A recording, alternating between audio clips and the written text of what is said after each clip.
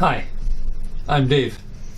It's the 16th of January 2019 and I am about to embark on my second ever guitar kit build supplied by UK Music Supplies, whose guitars are sold under the name of Coban guitars. The second build has arrived in the post. This is the first build guitar which subscribers and people who have seen my first video, which was posted over a year ago now, and this was a PRS style guitar finished in spalted maple on a mahogany back, and I'll give you the link to watch this video later on. So this guitar turned out really well, plays nicely, and so I thought I would order another one. I felt under some pressure, some nice pressure from subscribers to do another build. It seems to have been enjoyed. I've been humbled by the very nice comments from around the world saying how much they enjoyed the video, and so thank you to all subscribers and all people who have commented. I have tried to reply to everybody's comments, and thank you also for all the hints and tips that I've received following that video. Now, a word about UK Music Supplies, who provide this kit. I like their ethics. For example, cognizance of the fact that there's pressure around the world now to do away with products that cannot be recycled. If you do order one of these kits from UK Music Supplies, then it will not come in a polystyrene box. It will come in good old-fashioned cardboard. Good news. Secondly, the company are very good to deal with. If you phone them up and make an inquiry about any of their kits, then you're sure to get a positive and quick response, and that's certainly been my experience with them. The kit model that we're dealing with here is a Les Paul style kit, and so it's a different kit from the PRS, of course, and I'm quite excited to see what's in the box.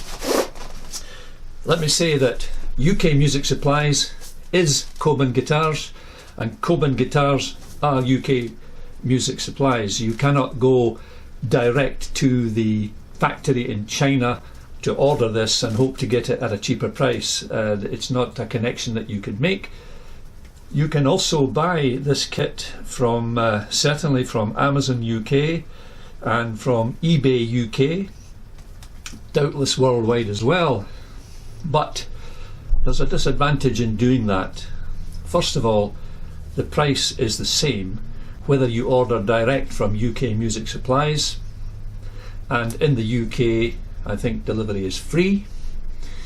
If you order from Amazon or eBay, the UK Music Supplies website tells me that you will not get two off-cut veneers on which to practice the finish that you intend to give the guitar body once you get round to it. Those veneers are not available to you from Amazon or eBay, and so that seems to me to be a very good reason, very practical reason for supporting your local high street. Good thing to do these days, I think.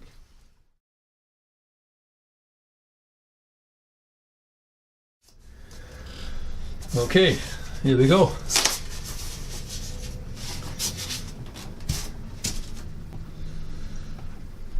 So,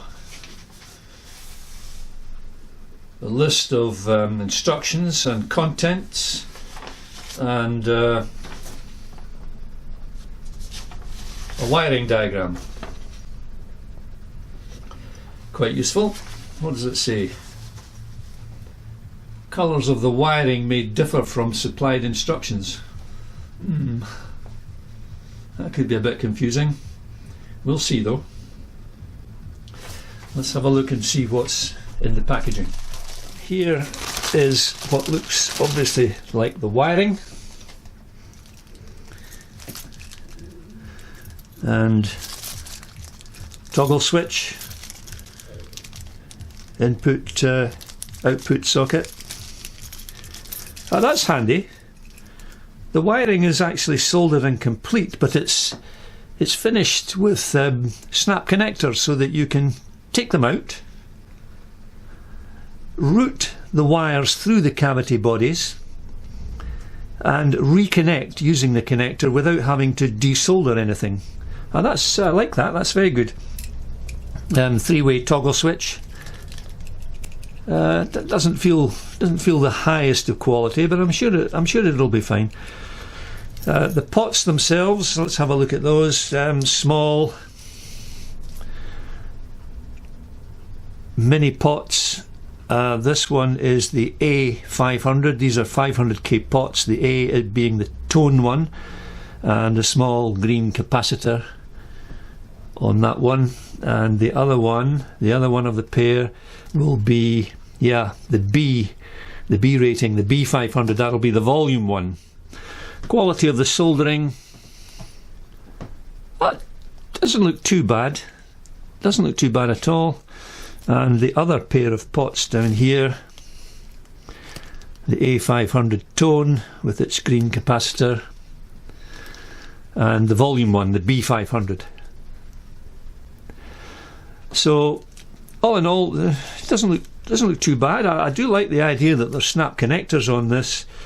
That'll make routing the wiring much more straightforward and avoid the need for soldering it on this particular example. So that's good. Put that to one side, and let's have a look at this packet here. We've got the tone and volume knobs and the associated fixing washers. The little three-way toggle switch rhythm treble plate there in that one. So that's the plastic fittings there. We've also got here, we've got the posts for the Tune-o-matic bridge, which I see in the box as well. We'll have a look at that in a moment.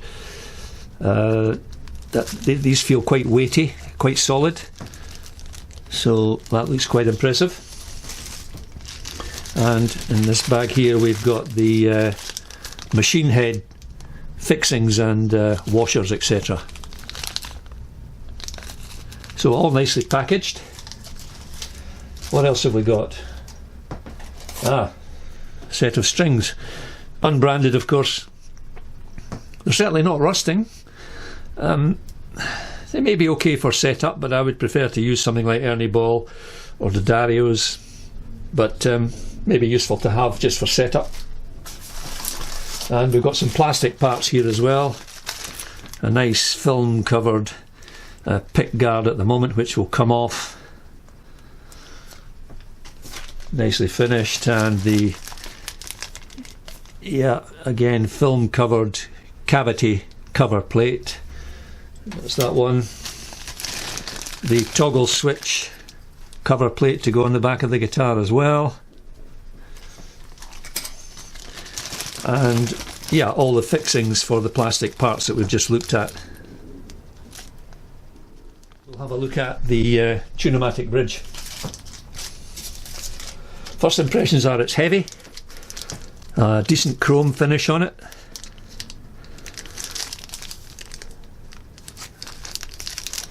Yeah, it doesn't look to be anything untoward there. Looks nicely finished. Yes, it does. Nicely finished. Put that out the way. Let's have a look at the pickups. So humbucker pickups, of course, for the Les Paul guitar style kit. Film covered for a little bit of protection in transit. This is clearly the neck pickup. Says so. And there's certainly evidence of wax on the underside of this, as if there's been wax treatment to the pot, which may indicate a certain better quality. Yes, you can see there's quite a waxy look there. If I run my finger along it, it's leaving a streak of wax there, so that's quite good. The other one, of course, will be the bridge pickup. Indeed it is. Snap connector too. That's great. That's going to make wiring easier. Again, the wax deposits there. Film covered. Feels heavy, feels substantial. Always a good sign, I think. And the machine heads. well, you've seen these before in Chinese kits, no doubt. Not the best, but I'll take this off here. Feel quite heavy, smooth to turn, not bad.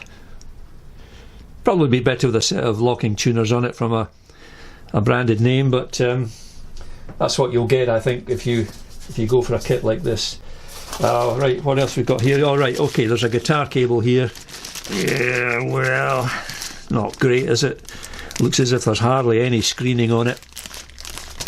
Also, the truss rod Allen key wrench is in here. I don't know if you can see that. There it is. But the guitar cable won't be getting used. It's basic stuff. So, nothing else in the box apart from the neck, which we'll have a look at right now.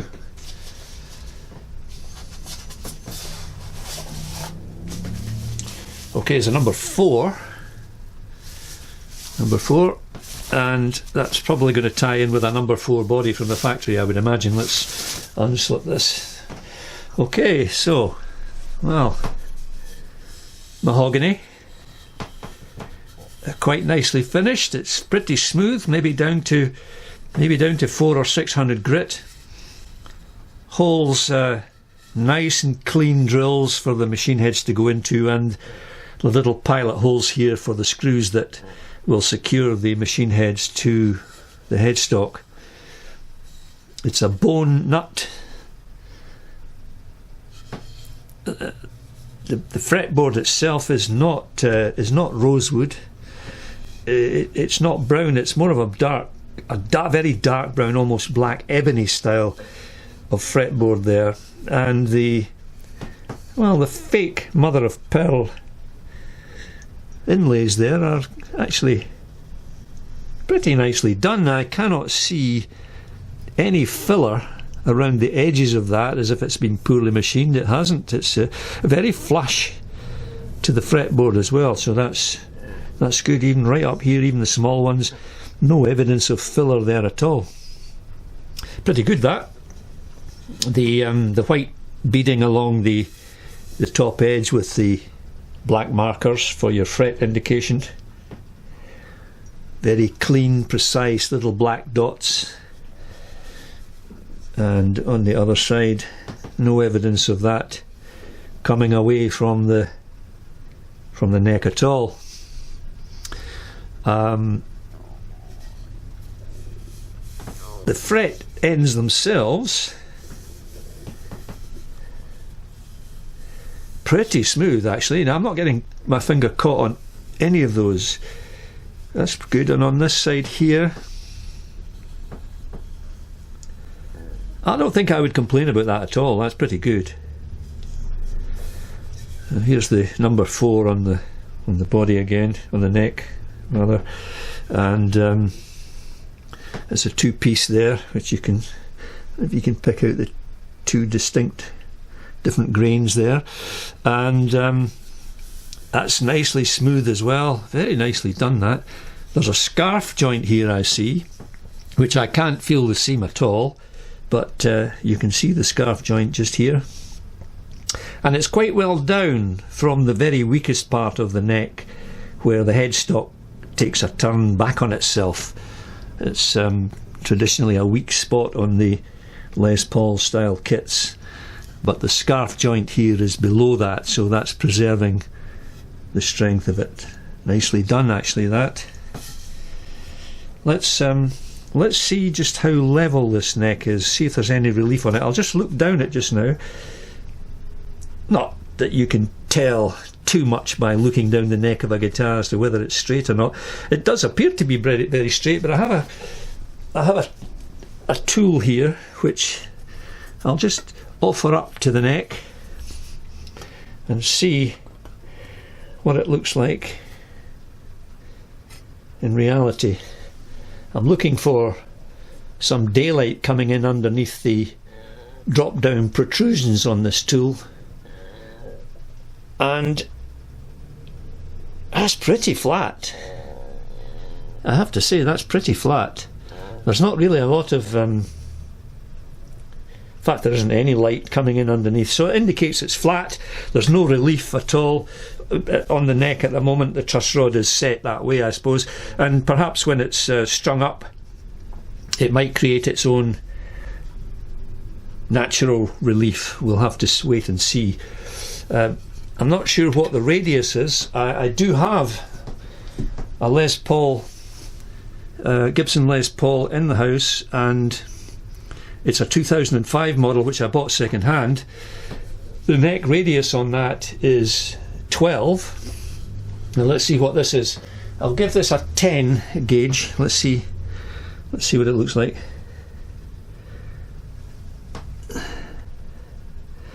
No, there's light coming in underneath the middle part of the bow of this tool, so that's not quite a 10. Let's try the 12. That's better. Yeah, I'd say this is a 12. This looks like a 12. It's not rocking at all on the fretboard, and there's no light coming in underneath it, so to me this is a 12 radius fretboard. So all in all, the neck's in nice condition. Yep. No rough bits. Okay, that's good. That's a good start with the neck. And now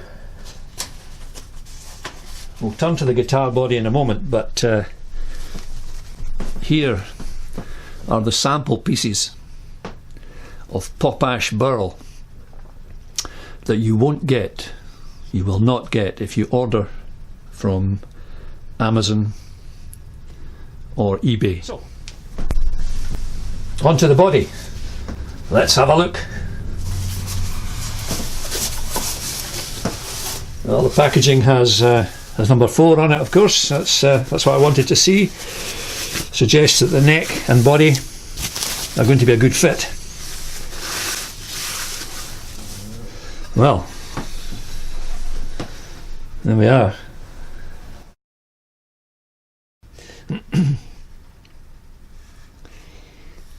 As you can see, plenty of blemishes on it. Real character to that. Real character. And the grain should come up nicely on that. There's light shaded areas, dark shaded areas here. Can't wait to get the oil on that, and we'll see how it finishes up. The routing in this cavity here, the neck cavity, is very smooth where the neck will fit in. It's smooth all round actually. That's good. That's good woodwork there, I think. Good woodwork. On the pickup cavity here, on one of the pickup cavities, little rough inside, but it won't affect the seating of the pickup at all. So the top looks good. Let's have a look at the beading round the sides here. It looks tightly on there. There's no gaps around the edge. Not that I can see at the moment anyway. There's no loose bits.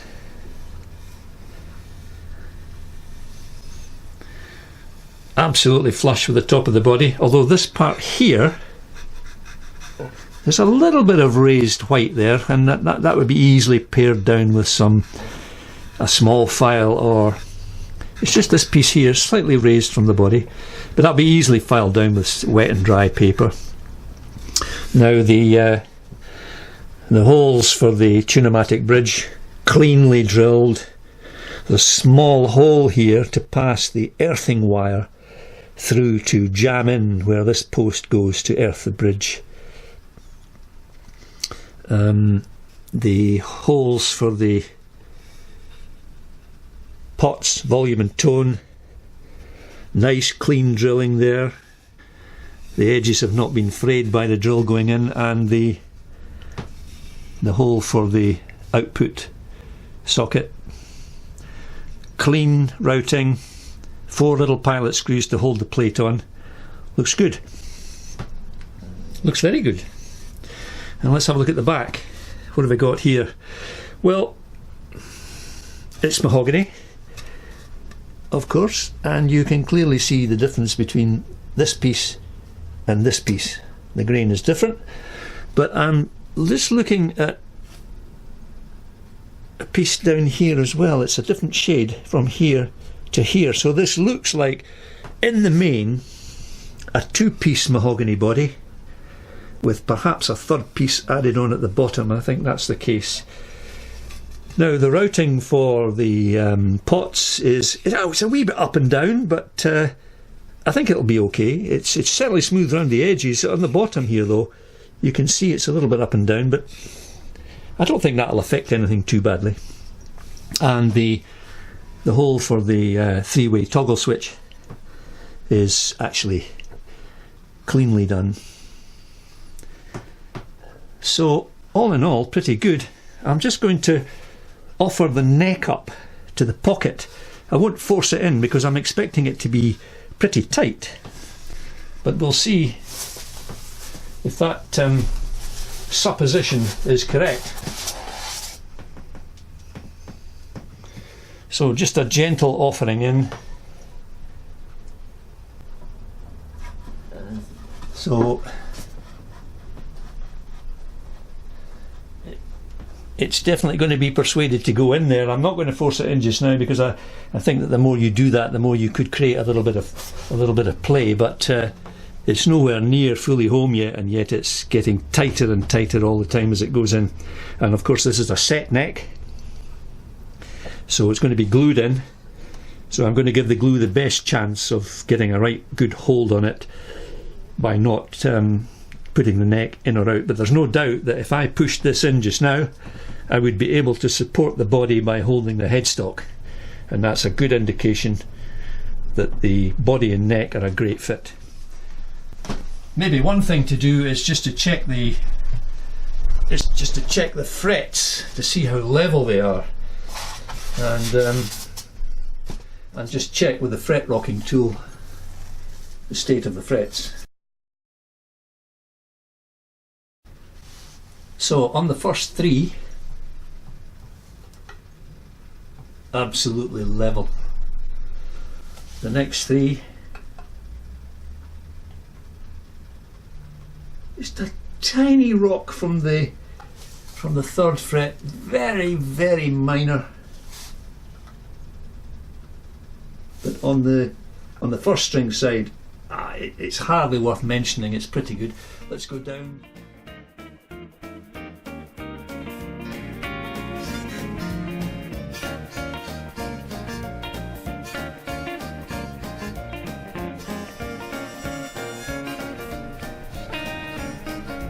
Now there's a little bit of rock there on this fret here. A little bit of rock there. You can see that moving perhaps. So there's a little bit of height there. It's not much. And the same on this side. So it indicates that this fret here, 1, 2, 3, 4, 5, 6, 7, 8. The 9th fret is slightly high.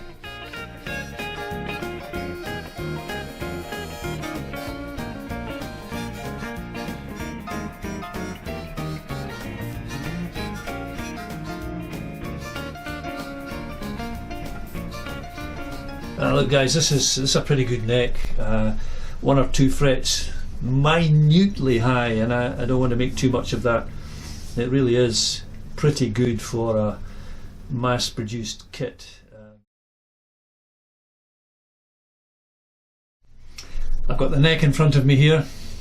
I've put some masking tape over the white beading so that we don't scratch that as we're using some wet and dry paper to rub down the neck, first using 400 grit paper, and then I'll move on to 600 after that. The neck is pretty smooth, as I said in the introduction, but the technique I'm going to use is to this is a very lightly dampened cloth, just to rub over the wood.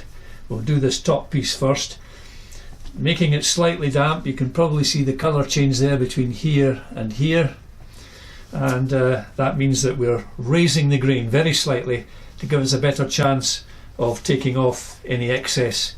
So we'll start the process by just very lightly rubbing this top piece that we've made very slightly damp. Do not overdo the water on this, it just needs to be damp and no more. So I'll do the side bit here as well. Doesn't take much, especially when the neck's been so well prepared. So that's what we're looking for, just a little bit of residue there, and that'll come off when it's dry. We'll turn it over. We'll just start on the neck here. Very, very. I won't subject you to too much of this process. I'm sure you know what it's all about. Yeah.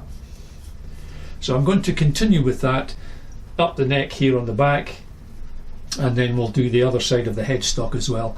And I'll come back once I've done the 400 and I'll just start again with the 600, but it'll be pretty much the same process, although I may not use any more of the damp cloth.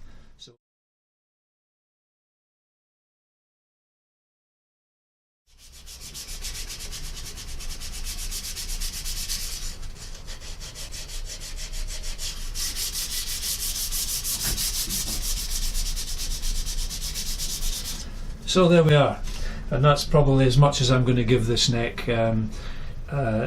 400 and then 600. Wipe it down with a lint-free cloth. Don't be tempted to use microfiber at this stage. Microfibers are notorious for shedding fibres, however much the manufacturer may claim that it doesn't shed fibres. Certainly in its dry state, my experience is that they all do.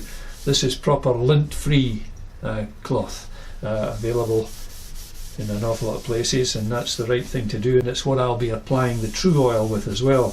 I won't be using old bits of t-shirt. T-shirts are made usually from cotton, they're fibrous, and they can leave fibres behind which will spoil the finish. So proper lint-free stuff is the way to go. This is ultra smooth now, very, very smooth.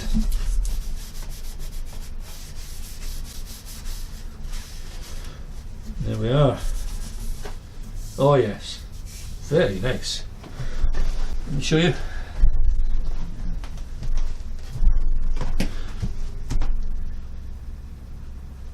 See a little bit of dust in the holes here. That'll come out, or I might just leave it, might help the screws to bind a wee bit, but that is now smoother than it was, and it was pretty smooth to begin with.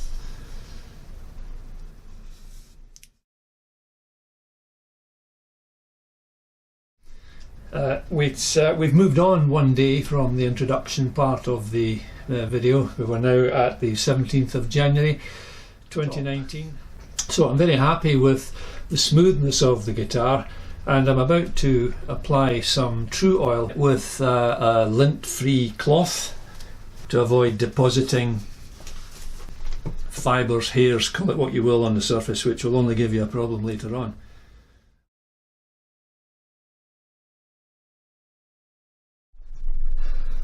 Well, as they say with all great adventures, Houston, we had a problem. My camcorder refused to operate unbeknown to me, so I have in fact given the body of the guitar its first coat of true oil, and I'll let you see that in a moment. I can tell you that the true oil has a rather pleasant smell about it, although you know you're advised to wear gloves when you're handling it and keep the window open. It smells a bit like fish oil, I would say, a mild scent about it. The wood, both the veneer and the mahogany, absorbed the oil much more quickly than I thought it would do. Indeed, it took quite a bit of oil to satisfy myself that I'd given it enough for its first coat. Let me show you the first coat now. So here it is. You can see it's full of character.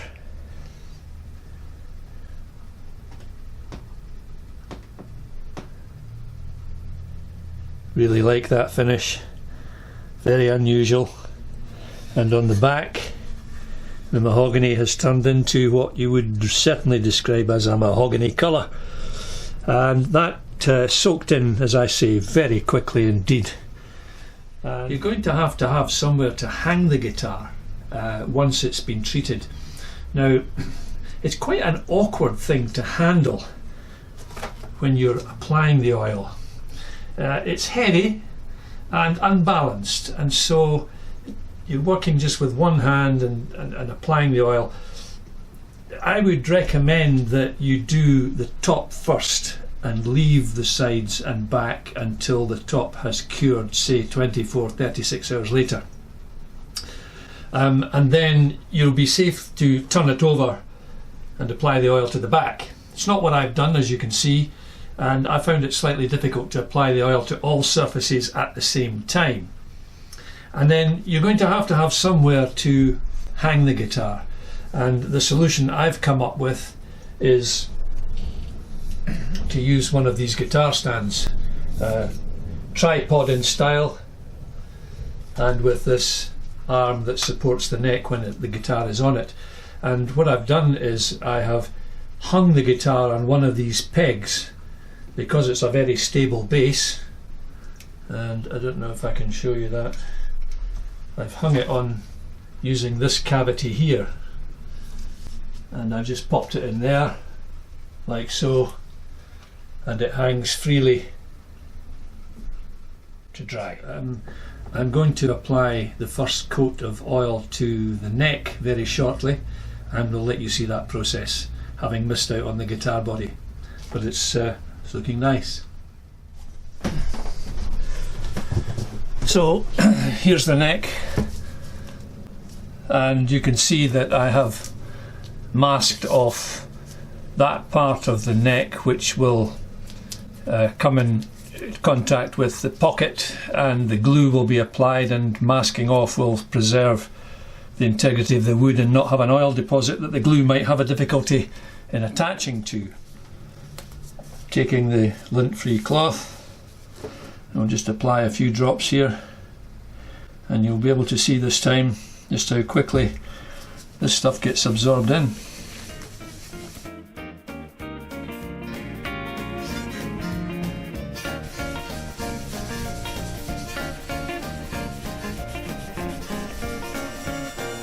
Brings up the colour just a little bit at a time.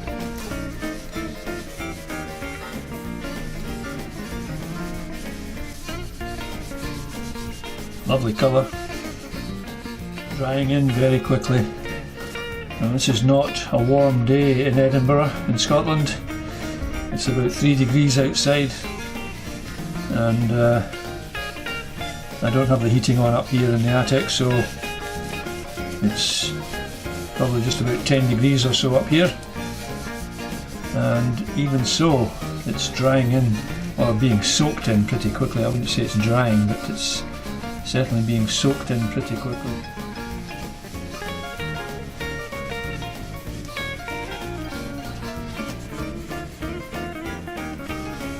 So that's probably good enough for its first coat, I think. As you can see, it's soaked it in pretty well.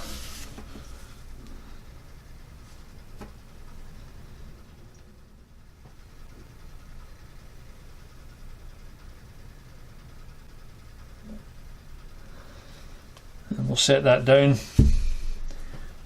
and we'll give it a day or so to dry in. A few days have passed since I started this video. It's now the 20th of January 2019, and in the meantime I have been applying True Oil to the mahogany body and the pop ash burl veneer top to the guitar, and it's coming along nicely. The back has been straightforward to apply the oil to. Mahogany, the first couple of coats onto the mahogany body and sides of the guitar went on very well. There was quite a high absorption rate, but nothing like the absorption rate of the veneer, where 2 initial heavy coats virtually disappeared into the wood, leaving no trace of any kind of finish whatsoever. And you begin to think, I wonder if I've bought enough oil here, because it really soaked it up like a sponge. So the mahogany body and the neck took the oil very well indeed. And here's the neck at the moment. You can see it's a nice finish.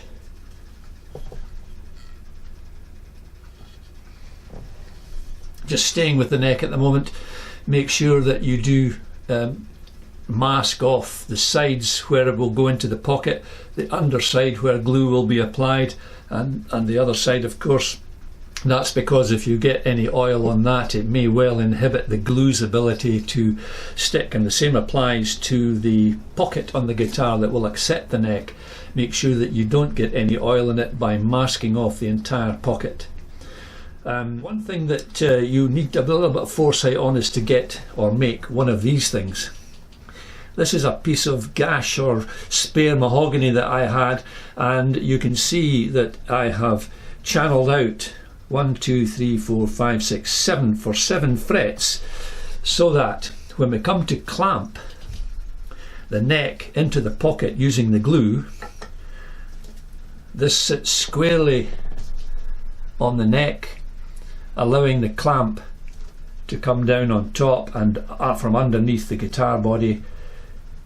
And there is a slight curvature that I've applied to it to try and match the curvature on the neck, and that means that it doesn't rock on the curvature of the neck when we apply it. Took me about an hour to make that. I suppose they are available from guitar shops. You could beg, borrow, or no, not that one, but a useful piece of kit to have if you want to make sure that the gluing and setting of the neck is done with maximum force, minimum damage. You don't want to crush or twist frets by applying the clamp directly to the frets, and I know you wouldn't do that anyway. Regarding the oil, well, I bought what I thought would be enough, and that's a 3 fluid ounce bottle or 90 millilitres.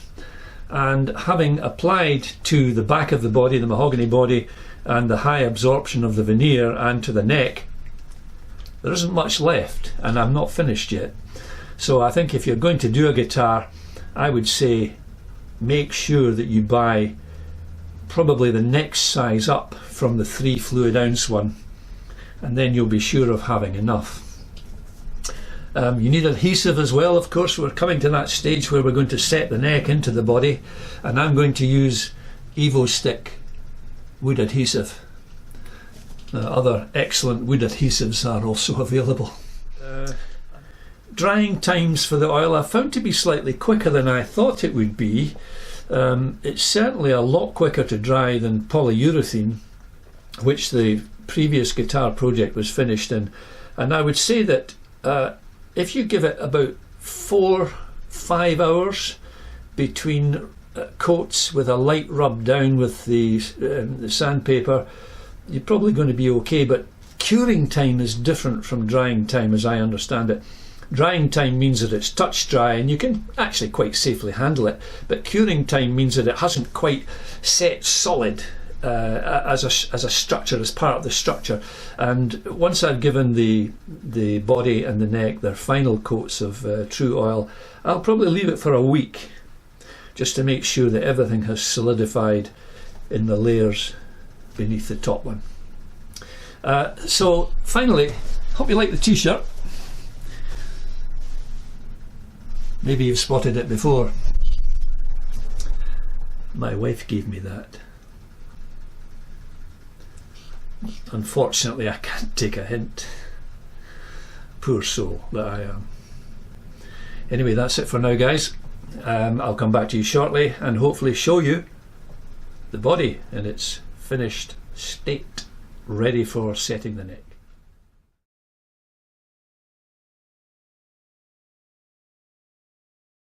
Hi guys and girls, we're about to set the neck on this guitar, but first, before I reveal the guitar and the body and its neck, I should say that they have all had their final coatings of true oil. This is the 21st of January now. The body has still to be rubbed back finally and then polished up with some rubbing compound, but that can come later. So I'm going to reveal the neck to you. Here it is here. It's come up very well indeed. Nice deep mahogany finish. Bring it a little bit closer for you.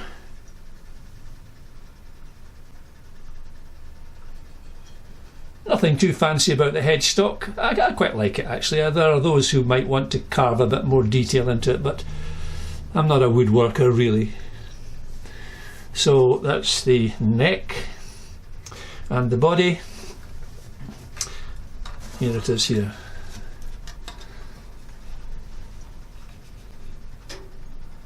It's got a lot of character, and the mahogany sides and back have come up a deep, rich mahogany colour, as you can see. So it's turned out very nicely. I did say in an earlier part of this video that the veneer has a lot of holes and blemishes in it, and I wasn't going to fill the holes and blemishes in, although the sample sheets that you get are definitely more holy, if I can use that description, than the veneer that's on the guitar, so things are not quite as bad. But nevertheless, I did decide to fill in with wood filler some of the dents and crevices caused by the process. It took me a little bit of time to decide whether the colour I had used was correct. It was a kind of pinky cream colour wood filler, and it did blend in quite well, but ultimately I wasn't absolutely happy with it. I thought they were just a little bit too obvious, so what I've done is I have coloured them over with indelible black pen to match the natural knots, which are very dark in colour, and I think I've got away with it.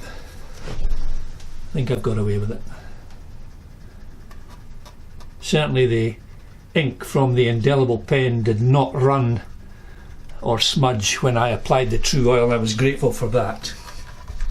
So I'm a bit nervous about the next stage, setting the neck. I mean, you only get one chance at this. On the other hand, there's only one way to do it. Make sure it fits properly and apply enough glue, but not too much. I've never done it before, and I'm hoping that it turns out okay. So I'm going to leave things there just now, set up the camera for a vertical angle, and let you see how the process goes. So here goes, guys. This Evo stick tells me that I need to apply a thin layer, a thin bead of adhesive to one surface only, and it says the thicker the bead of adhesive, the longer it will take to dry. So I'm going to apply it to the inside of the pocket.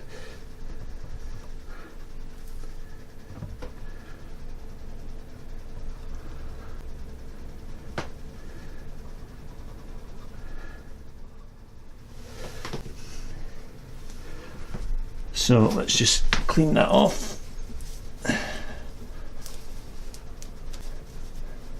Suppose I should really have used gloves, but here goes.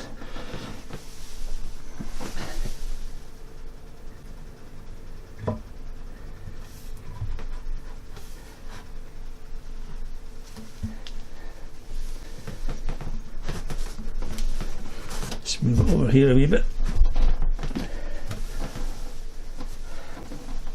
I can see that it's not quite down there yet.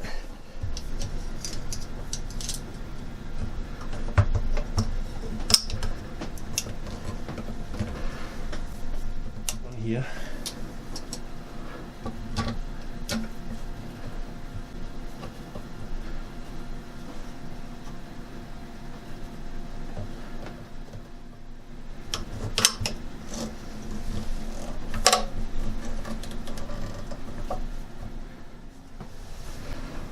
Well, I'm just going to have to leave that, guys, and see what happens.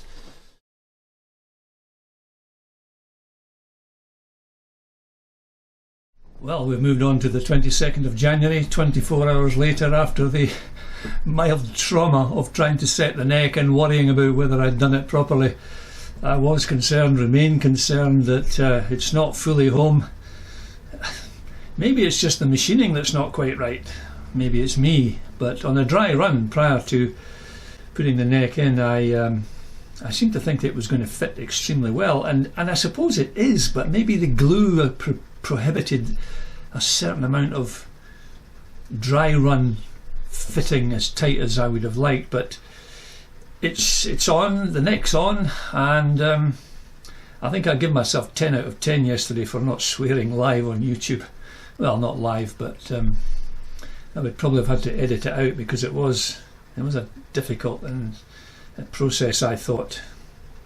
It's a one thing that once the glue has set, you're pretty much stymied if it's not right. Anyway, this morning, 22nd of January, I have accepted that the neck is the neck. Whether it's right or not, I don't know. So I've moved on to fitting the machine heads, also the pickups, the tailpiece, the bridge, and the strap locks. Now, I didn't have any problem fitting any of them apart from the bridge, which I'll come on to just in a moment. But you can see that the machine heads have gone in very well, and note that the washers are dome side up. These are domed washers, so the flat part of the washer is the one which sits square on the headstock. The pickups went in fine. You've just got to route the wire that's attached to them through the cavity and set it in, and the 4 holes that were pre-drilled for each pickup, here, and on the bridge pickup, were absolutely centred, spot on. And the screws tightened in fine. The posts I had to, as you will have to, hammer in with a wooden mallet. Don't use a metal one. There's potential for damage even with a wooden one, never mind a metal one.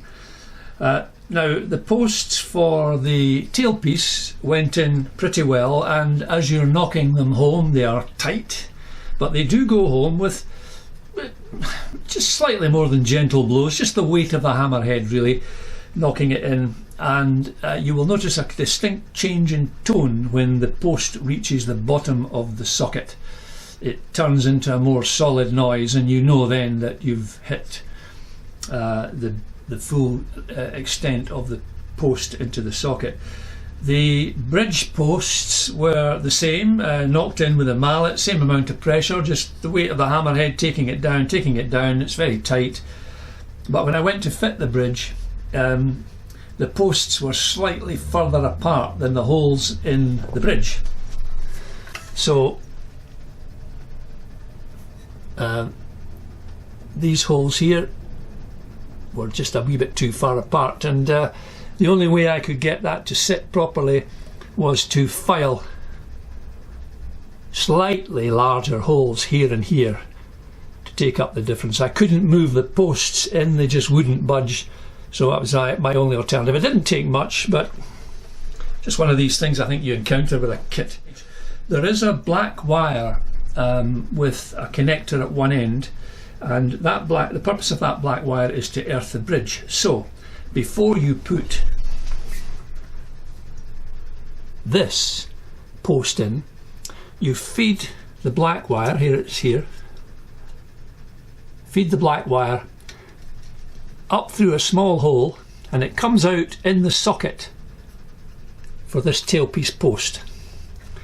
If the wire is not bared, you have to bare it, take the plastic off it, take the insulation off it, and drop it down into the socket. I would say you need to bare it back by about an inch, and then you hammer the post in on top of that, and that should make a very secure connection. It's not possible to solder it, of course. I don't know why the Americans call it solder. We call it solder in the UK. Difference in language, I suppose. So you will see that this black wire has a connector at the end of it, and in the wiring kit, which we will come on to later, there is the other end of that black wire which is soldered to an earthing point on one of the pots, so it'll be an easy connection to make. At the start of this video, way back then, when was it, 2017 I think, I was confused by a statement on the instruction sheet that said that some of the wiring supplied with the kit may not match the wiring diagram included on the sheet that comes with the kit. I don't think that's a problem now. I've figured it out.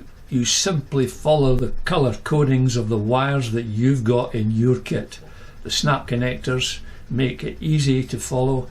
A male and female at each end, you can't go wrong, just follow the colour codes And it really doesn't matter what the colour codes are on the instruction sheet, just follow the colour codes of the wires that you've got and you'll be home and dry. Well, finally, here we are again. I've finished the guitar, it's all wired, pickups in, and it works. Should I have been concerned about the neck? Yes and no. The strings look to be travelling up and down the neck in nice parallel fashion, but the action is quite high on the guitar, and that's not something that I prefer, although I know a lot of people do prefer a slightly higher action, but I'm not such a good player and I find it easier to play with a lower action. However, everything went on okay. One problem I did hit was I tried to use rubbing compound on the final coat of True Oil, and on a small section of trial it left a white deposit in the little indents and imperfections in the surface, and I had to remove that with a damp cloth and brush. So that didn't work out, unfortunately, but I did in fact give the guitar and the neck a final polish with this really nice product, Guerlain's #1 Carnauba Guitar Wax and Polish. I've used this before, and you can use it on your car as well, but it's specifically for guitars because it gives a kind of hard shell like high gloss finish, and I rather like it. I'll show you the guitar in a moment. You'll need to have a 10mm hex socket for tightening in the pots when you install them, and you'll need a 15mm hex socket to tighten up the screw that holds the three-way toggle switch to the body. These are not provided, of course, in the kit. I did file down the nut, probably much to surprise of people who know a bit more about these things than I do, to lower the action a bit, but it has worked up to a point. It's still a bit high, as I say, and it's something I'll need to work on. I fitted the pick guard, and all the snap connectors for the wiring went together nicely. One mistake I did make was to keep the pickup, was to have the pickups in before I tried to route the wires from the toggle switch all the way through the body to the main control box. I had to take the pickups out again, so make sure you do that wiring first if you buy this kit. So that's about it, really. Nothing was missing from this kit. Not a single thing was missing. All the parts were there, and that seems to be an improvement over the first guitar product from this company that I built. So without further ado, I'll show you the instrument. I know the light's fading a wee bit, but hopefully you'll get a good idea of what it's like. And shot up the neck.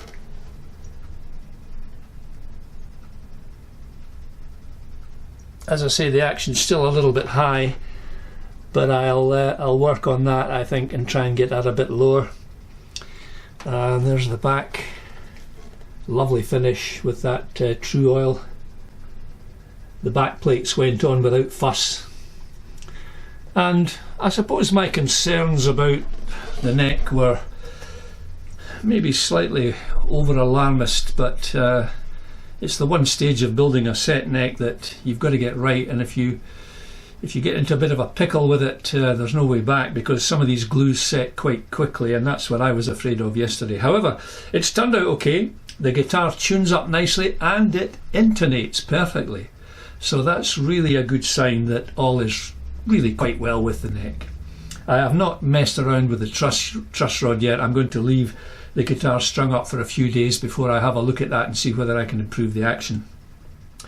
And you'll notice that I have put a Coban logo on the headstock. That logo does not come with the kit. I do want to make that plain. I got that prepared for me at one of the specialised sign shops that do car livery, etc., and they were good enough to make me a small logo. Enjoyed this. If you've stuck all the way through this whole process, then you deserve a medal, let me tell you. You really do, and thank you very much for your attention. I will get some sounds for you at the end of this video, which we are now approaching, and you can hear what it sounds like. I have already tried it out through my Roland Blues Cube Hot amplifier, and it works pretty well. The unbranded strings sound okay to me, and the pickups got a nice bit of warmth to them and a bit of detail if you turn up the high frequency gain. So it just remains for me to say thank you so much for watching. Please comment on it, on the process. I am quite sure there are things I should have done better, more efficiently. You guys out there know an awful lot more about these things than I do, so good comments or bad comments. I can take the bad ones as well, you know.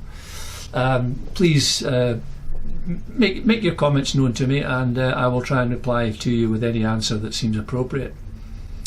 Thank you very much for watching.